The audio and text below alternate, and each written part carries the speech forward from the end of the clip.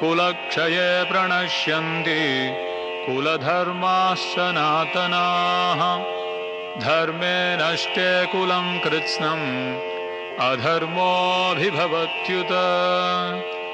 कुल का नाश होने पर सनातन कुल परंपरा नष्ट हो जाती है और इस तरह शेष कुल भी अधर्म में प्रवृत्त हो जाता है। इस श्लोक 39 में अर्जुन युद्ध नहीं करने का चौथा कारण बता रहा है, कुल परंपरा का नाश। अर्जुन का कहना है कि युद्ध से कुल परंपरा का नाश होगा। इस श्लोक में अर्जुन कह रहा है कि युद्ध से परिवार में दो हानि होती है, दो। कुल से प्रणयसंति कुल धर्मा सनातनः, कुल का नाश होने से सनातन कुल परंपरा नष्ट हो जाती है। ये कुल परंपरा क्या है? जन्म से लेकर मृत्यु तक के जो संस्कार होते हैं उसे कुल परंपरा कहते हैं। पहली हानि कुल क्षय, यानी वृद्धों की मृत्यु परिवार में जन्म से लेकर मृत्यु तक के सारे संस्कारों के लिए वे वृद्ध लोग उत्तरदायी होते हैं, किंतु वे वृद्धों की मृत्यु से संस्कार संबंधी पारिवारिक परंपराएं रुक जाती है। परिवार के वे वृद्धों का वध नहीं होना चाहिए। दूसरी हानि, धर्मे नष्टे कुलम कृत अधर्मो अभिभयूता, पारिवारिक संस्कारों का नाश होने से अधर्म को बढ़ावा मिलता है, क्योंकि वे वृद्धों की मृत्यु के कारण संस्कार संबंधित पारिवारिक परंपरा रुक जाती है और परिवार के जो तरुण सदस्य बचे रहते हैं वे अधर्म में व्यसनों में प्रवृत्त होने से मुक्ति के लाभ से वंचित रह सकते हैं। कुल धर्मा सनातनः, ये कुल धर्म क्यों जरूरी है? क्योंकि वर्णाश्रम व्यवस्था का उद्देश्य यह है कि वर्णाश्रम व्यवस्था में धार्मिक परंपराओं के अनेक नियम हैं जिनकी सहायता से परिवार के सदस्य ठीक से उन्नति करके आध्यात्मिक मूल्यों की उपलब्धि कर सकते हैं और जन्म मृत्यु के चक्कर से मुक्त हो सकते हैं। इसलिए वयोवृद्ध लोगों का ये उत्तरदायित्व है कि परिवार में जन्म से लेकर मृत्यु तक के सारे संस्कार ठीक से हो, जिससे युवा पीढ़ी को मुक्ति के मार्ग में आगे बढ़ने के लिए मदद मिल सके। शास्त्र के अनुसार टोटल 16 संस्कार होते हैं, लेकिन अभी धीरे धीरे सब लुप्त हो रहे हैं। 16 संस्कारों में से 10 मुख्य है। पहला है गर्भधान संस्कार। जीव के शुद्धिकरण की विधि का आरंभ उसके जन्म से पूर्व ही होता है और इन विधियों में से सर्वप्रथम विधि है गर्भधान। गर्भधान द्वारा स्त्री पुरुष के संयोग द्वारा शुद्धिकरण होता है। यह संस्कार बुद्धिमान, पुण्यशील तथा गुणवान संतान प्राप्त करने के लिए है। श्रील प्रभुपाद के कथन के अनुसार गर्भधान संस्कार के पहले पत्नी पत्नी को हरे कृष्ण महामंत्र की 50 माला जप करनी चाहिए तथा विविध सेवा द्वारा जितना संभव हो उतना अधिक कृष्ण भावना भावित होने का प्रयास करना चाहिए।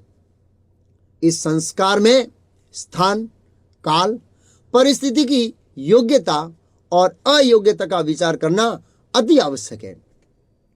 इसमें है पुंसवन नामक पुत्र प्राप्ति के उद्देश्य से की जाने वाली विधि का समावेश है।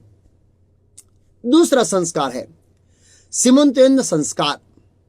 गर्भवती स्त्री को मानसिक रूप से शांत तथा सुखी करने के लिए यह संस्कार किया जाता है। इसके द्वारा गर्भवती स्त्री के मन को विचलित करने वाली सभी दुष्ट शक्तियों को दूर किया जाता है। इसके साथ ही बच्चे को सद्बुद्धि प्राप्त होती है। यह संस्कार चौथे, छठे अथवा 8वें महीने में किया जाता है। इस संस्कार में पति एक विशेष प्राणी के बालों से पत्नी के मस्तक पर स्थित मांग, जिसमें स्त्रियां सिंदूर सजाती है, को स्पर्श करता है। इस बाल का प्रयोग करने का कारण यह है कि अन्य किसी भी प्राणी के बालों की अपेक्षा ये बाल सबसे अधिक लंबा है। इससे वह वैश्विक शक्ति ग्रहण करके स्त्री को दे सकता है तथा स्त्री व शक्ति बच्चे को देती है। इसमें सोईसंती होम नामक विधि है जो बच्चे के सुलभ आसान जन्म के लिए की जाती है। तीसरा संस्कार है जातकर्म संस्कार। इस संस्कार को मेधा न संस्कार भी कहा जाता है तथा बच्चे को अच्छी बुद्धि प्राप्त हो इस हेतु यह संस्कार किया जाता है। बच्चे के जन्म के पश्चात तथा बाल काटने के पूर्व यह विधि की जाती है। इस विधि में निष्कामण अर्थात बालक का इस संसार से जब सर्वप्रथम संपर्क होता है उस समय उस संपर्क का शुद्धिकरण करने के लिए इस संस्कार को किया जाता है। चौथा संस्कार है नामकरण संस्कार। यह एक अत्यंत महत्वपूर्ण संस्कार है। शास्त्रों के अनुसार बालक को दिया गया नाम बालक की दुष्ट शक्तियों से रक्षा करता है। इसलिए नाम भगवान अथवा उसके शुद्ध भक्तों के नाम पर दिया जाना चाहिए। यह संस्कार बालक के जन्म के 10, 11, 12 या 101 दिन अथवा 1 वर्ष के बाद अथवा पूर्णिमा जैसी शुभ तिथि को किया जाता है। इस संस्कार में सोष्ठी कर्म की विधि की जाती है जिससे बच्चे को अच्छा आरोग्य प्राप्त हो। 5वां संस्कार है अन्नप्राशन संस्कार। यह संस्कार बच्चे को अन्न का पहला कौर खिलाने के लिए किया जाता है। लड़के के 6ठे अथवा 8वें महीने में तथा लड़की के 5वें, 7वें अथवा 9वें महीने में यह विधि की जाती है। इस प्रसंग में बच्चों को भगवान का अथवा शुद्ध भक्त का महाप्रसाद खिलाया जाता है अथवा दिया जाता है। इसमें कर्णवेद अर्थात सोनार से कान छिदवाने की विधि का भी समावेश होता है। कान छिदवाने की यह विधि एकादशी के दिन को छोड़कर अन्य किसी भी शुभ दिवस पर दोपहर के समय की जाती है। 6ठा संस्कार है मुंडन संस्कार। सर्वप्रथम बाल काटने अथवा बाल निकालने की इस विधि को जावड़ जन्म के समय का अवशेष निकालना भी कहा जाता है। यह संस्कार सामान्य तौर पर 3रे अथवा 5वें वर्ष में किया जाता है। इसमें बालक के सिर का मुंडन करके ब्रह्मरंध्र के पास पीछे इधर सिक्का चोटी रखी जाती है। 7वां संस्कार है विद्या आरंभ संस्कार। इस संस्कार के द्वारा बच्चों की शिक्षा आरंभ होती है।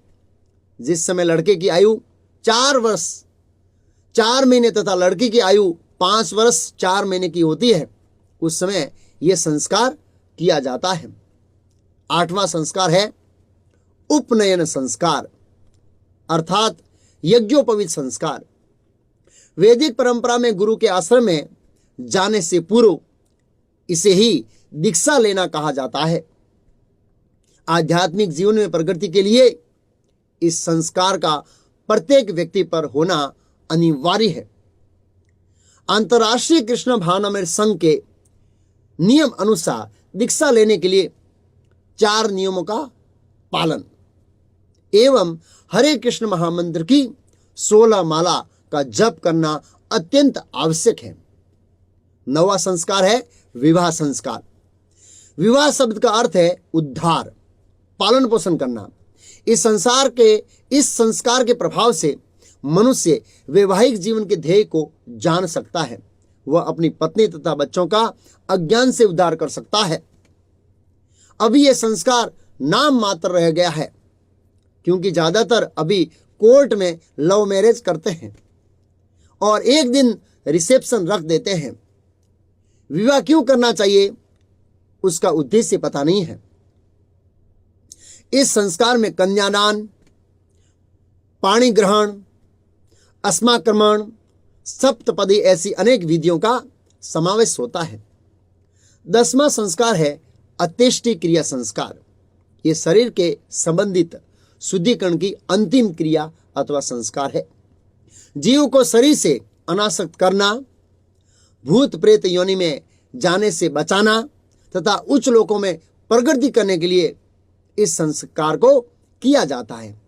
लेकिन यह संस्कार भी लुप्त हो रहा है। अग्नि संस्कार यानी लकड़ी से जलाना।